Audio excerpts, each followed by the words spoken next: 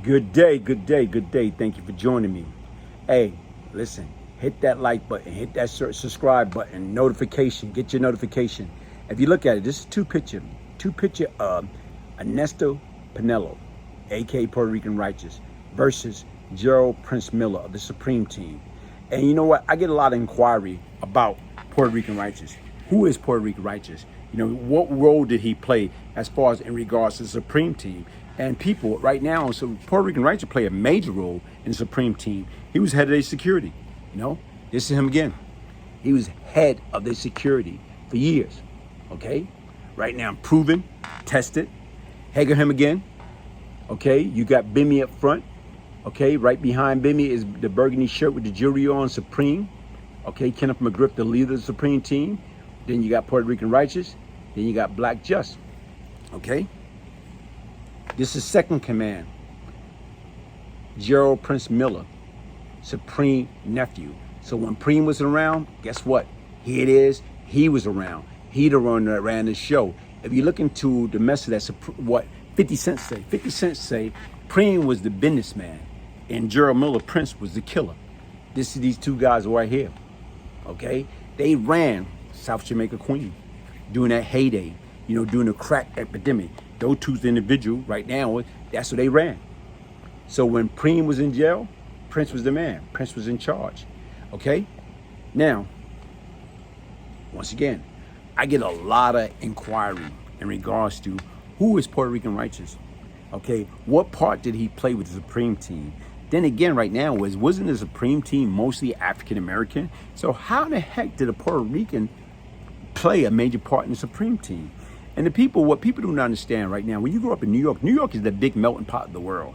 People are people, and that's what you gotta look at. It doesn't matter who you are, what you are, or where you are. In New York City, guess what's gonna happen?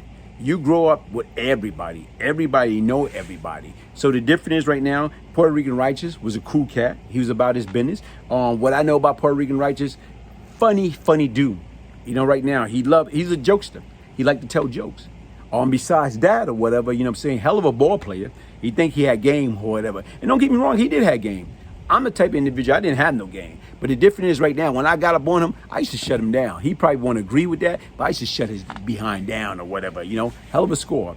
But anyway, what the hell happened or whatever? So, you know what, let me give you a brief summary, okay? The Supreme Team was an organized crime syndicate that operated throughout the 1980s in New York City. Their headquarters was in Baisley Park in South Jamaica, Queens, New York City, New York. The leader was Kenneth Supreme McGriff and his nephew, Gerald Prince Miller. In 1989, McGriff spent 10 years in a federal prison for a narcotic conviction. Okay, in February 2007, McGriff was convicted in federal court of racketeering, 2 murder for hire, homicide, narcotic trafficking, and engaging in illegal financing transaction with drug money. Although facing the death penalty for the conviction, he was ultimately sentenced to life in prison without the possibility of parole. Okay, sit back and look at it. Like I said right now, I'm talking about everybody want to know about Puerto Rican Righteous. Who was Puerto Rican Righteous? Puerto Rican Righteous was the head of security for the Supreme Team. Right now he would have laid down his life for Kenneth Supreme McGriff and Gerald Prince Miller and the Supreme Team. Okay, you sit back. These guys are African American, but it didn't matter. When you grow up in New York is the big melting pot of the world, and that's what people got to understand. So people are people to us. We didn't get caught up into, well, you black, Puerto Rican, you know, Jewish, Colombian. It didn't make no difference. We was people. We treated people the way they treated us. So when you look at all that or whatever, Puerto Rican Righteous blend in like everybody else. So he was the head of security for that large organization, the Supreme Team. And what happened? What happened is when Preem was doing his time, Prince was in charge. And just so happened as time went on, when Prince was in charge, and right now Righteous at the end caught a case involving, like, you know, NYPD, New York police officers. And basically right now they charged him, I believe it was like 4 to 6 count of attempted murder on a police officer. So the agreement was, you know, keep his mouth shut, and he was going to take what he needed to take and deal with it. So the deal was, you're supposed to get a lawyer. Besides getting a lawyer, your family's supposed to be taken care of. So from our understanding, was his family being taken care of? Okay, according to, and I'm only basing upon the word of righteous, nobody else. I'm basing upon the word of Ernesto Pinello, and this is what he told me. Well, basically what he told me is this: opposed to, okay, Prince, you know what I'm saying, Gerald Miller, taking care of the lawyer and taking care of his family. What he was doing, okay, he wasn't taking care of the lawyer. He was taking care of his family. The difference is right now is, according to Ernesto, Puerto Rican righteous, he told me that Prince was taking care of his wife from a sexual standpoint. Major no, man. What the heck you doing? Here it is right now. You a boss. Right now, you got women throwing themselves at you, man. Okay? You like the Prince of New York City. What are you doing? Why in the heck would you be, like I said right now, I was not there. So I can't say it was true or not true. But based upon Righteous felt it was true. Righteous right now was, I guess his wife told him what was going on. That Prince opposed him. Yeah, he was taking care of her. But he was taking care of her not financially, but right now sexually. Major violation, man. Sit back and think about it, folks. How many, organization, how many situations you see be destroyed over what? Man, female. You know what I'm saying? Sex. Man. The difference is, where's the integrity? Where's the, right now, it doesn't matter. It's certain things is a do's and a do not. And from my understanding, that's what happened. That's what broke the bond. That's what more or less right now got Righteous over the top. Because right now, Prince, Gerald Miller, crossed the line. And once he crossed the line with a person that's head of his security, what you expect? So now, not only that, sit back and think about it.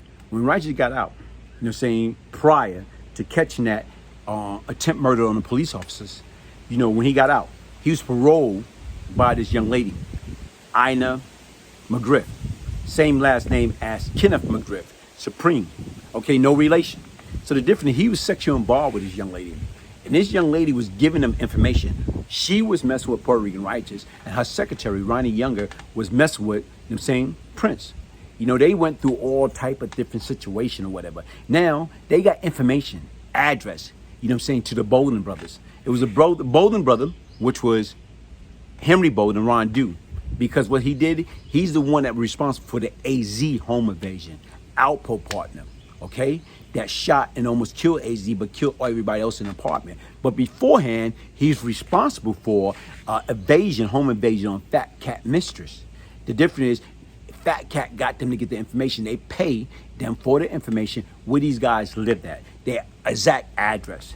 And one of the guys, Isaac Bolden, who was no related to Henry Bolden, named Jesby, got murdered and executed, okay, per cat. But Prince and his people took the contract, okay? So now you sit back and look at it. How in the heck a parole officer, New York State parole officer, get involved with some stuff like that? You're a professional. How in the heck you gonna lay down with a criminal when you're supposed to be supervising them, monitor them? Wow, temptation.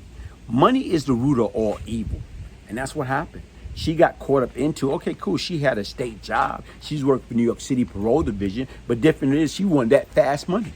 And then not only that, she wanted that extra recreational pleasure by having sex with Puerto Rican Righteous, a gangster.